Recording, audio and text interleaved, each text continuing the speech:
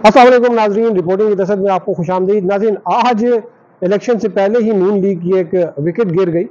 और इसके साथ साथ जो है एक जो दूसरी डेवलपमेंट है, और बल्कि जो मेन डेवलपमेंट वो यही थी कि जो नैब का कानून था उसको कम कर दिया गया था। उसमें जो नाअहली की शिक थी उसको तब्दील किया गया था गुज़िश्ता साल इलेक्शन एक्ट के सहारा लेते हुए। वो कानून भी जो है वो बहाल हो गया, यानी कि नैब के कानून के तहत अब नाअहली, अगर सज़ा के बाद नाअहली वो 10 साल की है। इलेक्शन एक्ट जो है उसका नैब के कानून पर इतलाक नहीं होता। ये आज इस्लामाबाद हाई कोर्ट ने ऑब्जर्वेशन दी है और उन्होंने मुअत्तल कर दिया है इस्लामाबाद हाई कोर्ट के सिंगल रुकनी बेंच का वो फैसला, जिसमें जो नैब के कानून के तहत सज़ा होने के बाद नाअहली की मुद्दत जो है वो इस्लामाबाद हाई कोर्ट के सिंगल मेंबर बेंच ने 5 साल जो है वो कर दी थी। लेकिन आज जो है वो ये सज़ा 10 साल होगी। इससे जो है वो एक बहुत एक समझें कि पंडोरा बॉक्स खुलेगा इसमें, क्योंकि वो लोग जिन्होंने नैब के तहत सज़ा पाई थी या प्री बारगेन करके वो नैब के मुकदमात से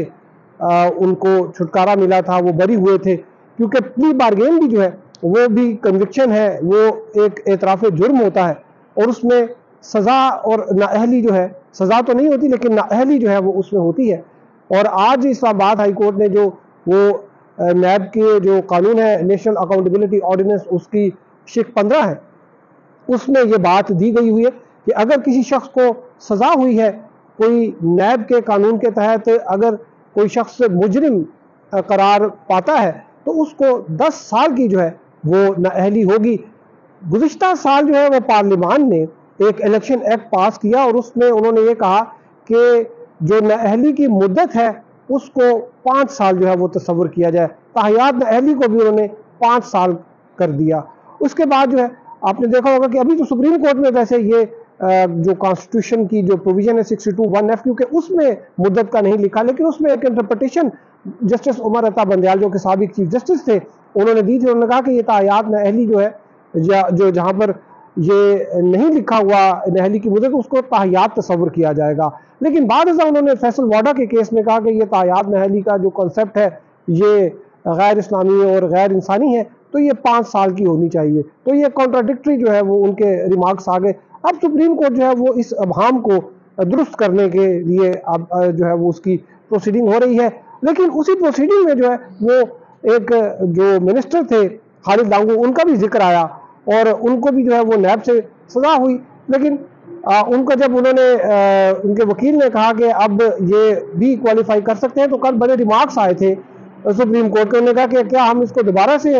इलेक्शन की इजाज़त दें ताकि दोबारा करेक्शन करें। और यही रिमार्क्स जो थे जो सुप्रीम कोर्ट के आज इस्लामाबाद हाई कोर्ट के जब डिवीजन बेंच 2 रुकनी जो बेंच था जिसमें जस्टिस मोहसिन अख्तर कैनी, जस्टिस सलमान रफत इम्तियाज थे, उनके सामने जब ये बात हुई कि सुप्रीम कोर्ट का भी ये होल्ड, अगरचे उन्होंने कहा कि वो केस अलग है उसका यहाँ पर जिक्र न करें, लेकिन बाद अज़ां जो जस्टिस मोहसिन अख्तर कियानी है उन्होंने ये रिमार्क्स दिए। उन्होंने कहा कि हम ये जो फैसला था ये जिसमें